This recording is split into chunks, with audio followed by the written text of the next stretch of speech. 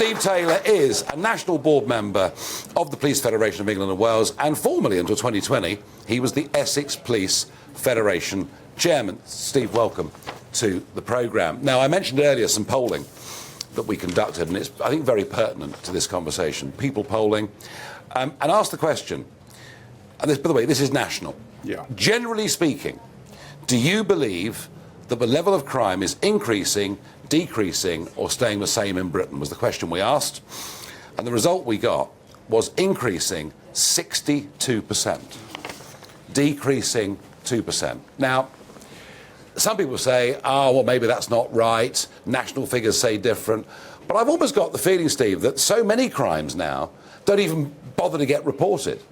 That there is, and even this town, this very nice market town in North Essex, actually, if you look at the crime levels here, violence, sexual offences, theft, it's not a pretty picture, is it?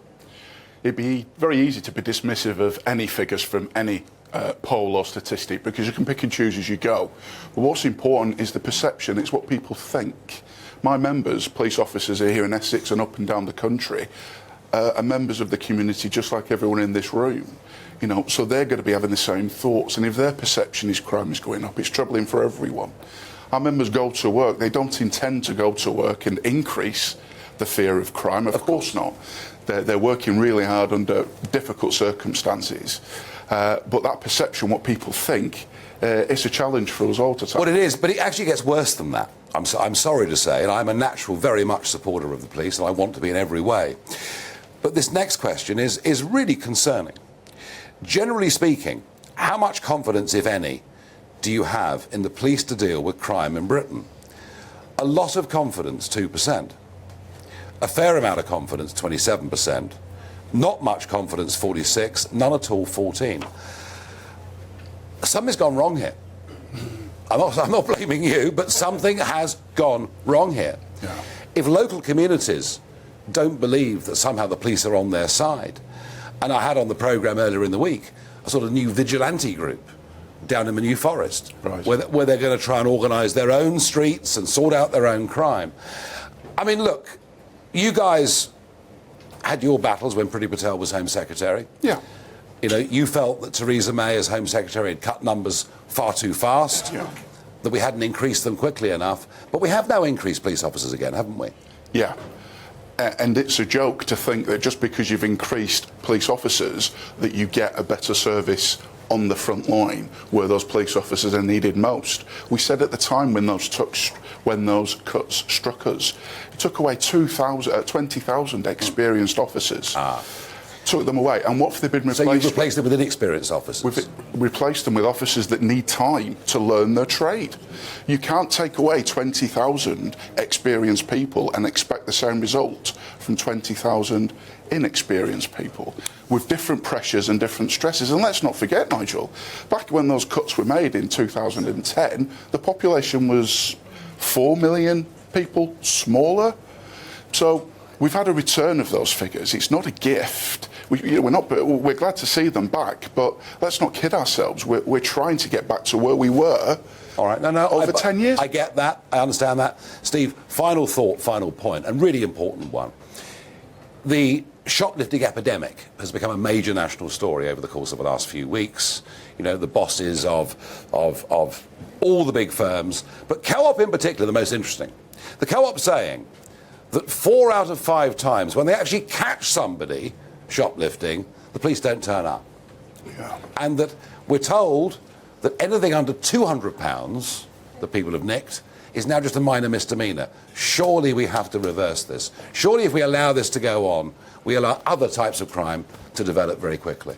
I absolutely understand and share that concern, but simply saying we're going to reverse it achieves nothing. It's a cheap, gimmicky headline handed down from Parliament that actually means nothing. Unless you invest in the resources that officers need, then the officer that's got to go to that £50 theft from Co-op, at the moment, they've got other things to do. And unfortunately, the theft from Co-op doesn't get high enough up the list for it to pull an officer away from other really important work. There's too few of us and there is too much to do. And simply saying we're going to deal with every theft, all you're doing is adding to the issue. You're not helping solve it. We need to cut the bureaucracy and get our officers away from their desks, away from hospital guards where they're looking after people in hospital, away from custody where people that should be in mental health facilities are instead spending time with the police. We need to get them away from there and out on the front line where they want to be. We need to get them out of the control rooms. Our control rooms are getting packed with warranted officers. I didn't think the job transfer file. You know, the bureaucracy, the paperwork, the emphasis on people being rude to each other on the internet. Have we got all this wrong? You have to go again. I missed the question. Well, I said the bureaucracy, the paperwork. Yeah. But equally, I mean, the Metropolitan Police have 1,000 people monitoring what's being said on social media. Right. I mean, surely that's a wrong priority. People being rude to each other shouldn't surely bother the police with their time. Well, put it this way, Nigel. How does that priority stack up against people stealing from your local shop? And then you've got to make a judgment, have you? What's more important? And presently, the powers that be are deeming other things more important. I would say the preservation of our high streets as being integral places and the centre of our community is where it should be. If I can, very quickly, a final quick thought, if I may, Steve. Do you feel the courts, the judges, are backing you up? No. On that note, because you must let me expand go on, on that. But my officers, our members, are let down time and time again by the Criminal Justice Service.